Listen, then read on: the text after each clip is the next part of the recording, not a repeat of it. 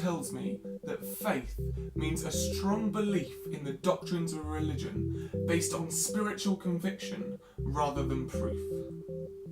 And whilst I make it my aim to never disagree with Google, I have to say, I don't like this definition. Let's say you have a person, we'll call him Bob. Bob doesn't believe in God because he's not been given any proof that God exists. Fair enough, Bob. Let's say you have another person, he's called Ted. Ted believes in God, yet he too has not been given any proof that God exists.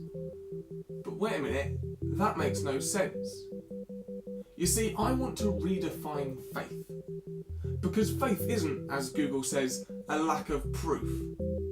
I see faith as that evidence you have that is very personal to you.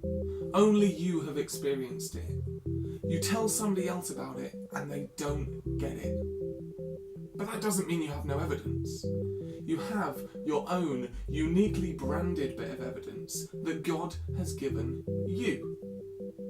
And that is the basis of your faith. That is what you hold on to when you need reassuring that God is there. That is your proof. Nobody becomes a Christian because they read a good bit of the Bible and solely base their whole religious beliefs off of that. People become Christians because they have first-hand experiences with God that change them, giving them a cornerstone to their faith. Faith is not the strict succumbing to a set of rules laid out by the church that you have to follow in order to be labelled as a Christian. Nobody I've ever met believes in God because they are a Christian. You're a Christian because you believe in God. God first, religion second. Going back to Bob and Ted, Bob doesn't believe in God because he's not met with God to have that evidence to back up religion. But Ted believes in God because he's met him. If Ted tells Bob that he's met God, Bob won't care.